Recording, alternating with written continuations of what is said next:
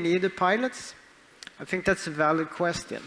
And the question here is, I was in New York a couple of years ago, and I took this picture. I took a tourist boat out on the Hudson River, and the guide had told me, do you know that we are actually going over exactly where the spot where the Hudson Miracle event occurred? And I had almost forgotten that. But I want to show you how this scenario actually works, because it's an interesting discussion I think we could have afterwards. So I'm going to give you a simulation of how this actually happened. So could I get some sound, please?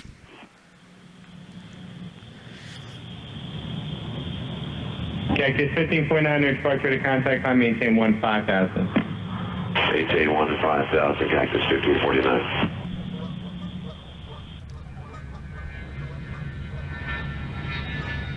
Cactus 15.9, turn left lane 270. This is Cactus 1539. Hit birds, so you're lost thrust on both engines, returning back towards LaGuardia. Okay, you need to return to LaGuardia. Turn left heading up 220. 220. Tower, stop your departure. It's got emergency returning. It's 1529. He bird strike. He lost all engine. He lost the thrust in the engines. He's returning immediately. Cactus 1529. Which engines? He lost thrust in both engines, he said. Got it. Cactus 1529. We can get it to you. Do you want to try to land 1013? We're unable. We made it in Hudson. All right, Cactus 15.9. It's going to be left traffic to runway 31. Unable. Okay, what do you need to land? Do you want to try to go to Teterboro? Yes. Teterboro, Empire. Actually, LaGuardia departure guy, emergency inbound. Hey, got Cactus 1529 over the George Washington Bridge. Wants to go to the airport right now. Going to our airport. Check. Does he need assistance? Yes, it was a bird strike. Can I get him in for runway 1? Runway 1, that's good. Cactus 1529, turn right 280. You can land runway 1 at Teterboro. We can't do it. Okay, which runway would you like at Teterboro? We're going to be in Hudson. I'm sorry, say again, Cactus?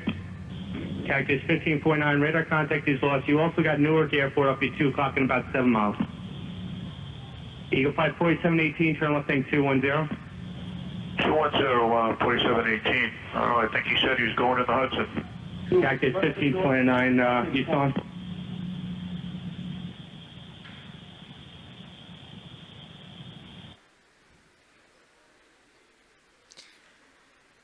So I think this is a very interesting example, because in this situation, things were going out of the ordinary totally. So there is so many decisions that has to be made here that an autopilot or an AI, for instance, really couldn't make. So there is, for instance, ethical decisions that has to be made. So the pilot is flying over New York, Manhattan, which is kind of the most densely populated area in the world, and the consequences of actually balancing that risk versus the passenger's risk, etc., etc., and also the competence of landing on water. The autopilots in normal planes has no experience of landing in water as well. So there is so many things here that actually an autopilot couldn't do.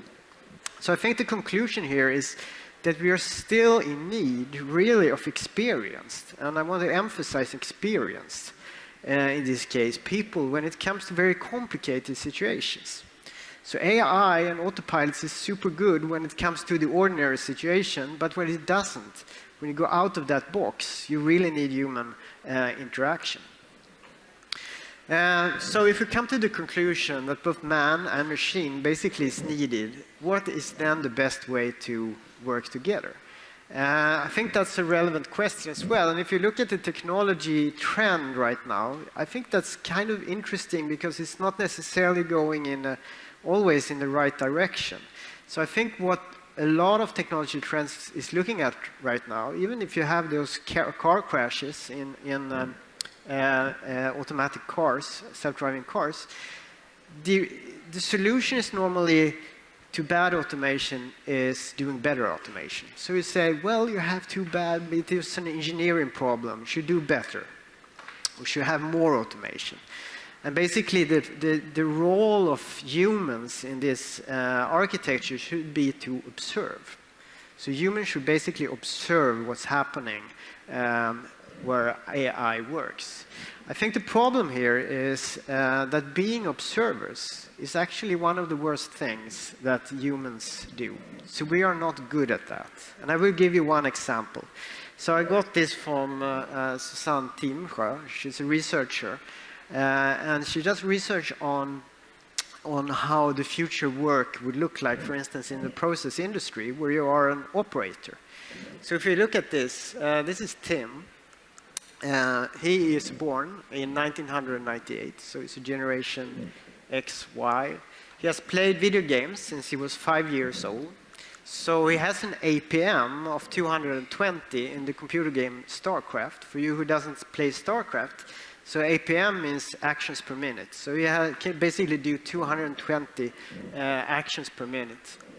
Nick's best friend has the highest level in World of Warcraft, what that means of leading strategies of armies of people. Multitasking is part of everyday experience. He has challenges, results, positive feedback, basically 100 times per hour. And when he's sitting there as an operator at ABB, he basically has an APM of 4 events per hour. So what's going to happen when Nick really gets to start working as an operator? Well, he wants to make a career. He wants to be good at his work. He wants to be successful, but he will not be that because he's going to get bored and he's not going to get trained. So when he suddenly is needed, he doesn't have the competence because he's not continuously learning. So I think just being an observer to what's happening around us is not necessarily a good solution if you're not part of what's happening. So if we're bad on observing and being observers to society or what's happening, maybe we could actually have algorithms and AI observe what's happening as well and interact when it needs to. And I don't really have time to go into that question because it would take 5 minutes. And I would say sometimes that is the solution. I'm pretty sure it is. But definitely in not all cases, because some cases really goes beyond what an observing AI could do.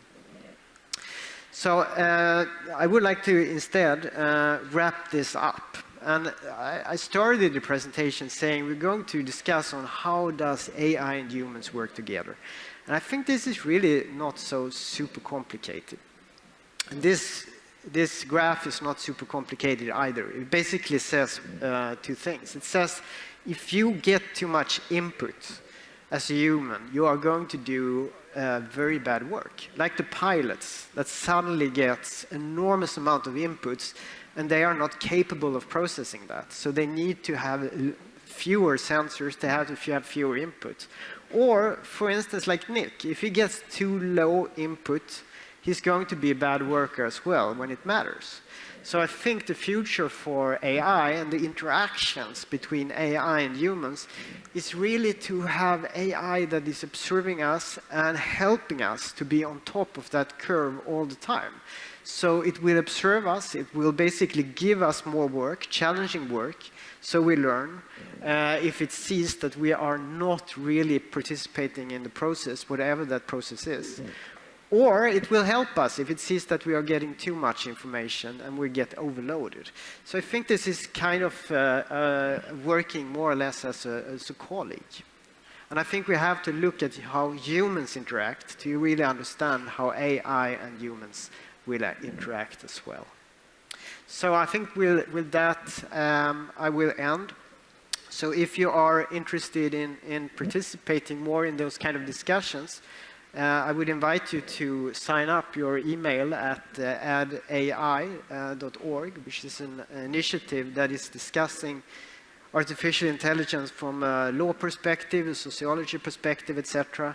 And we are running different projects on this. So, thanks for listening.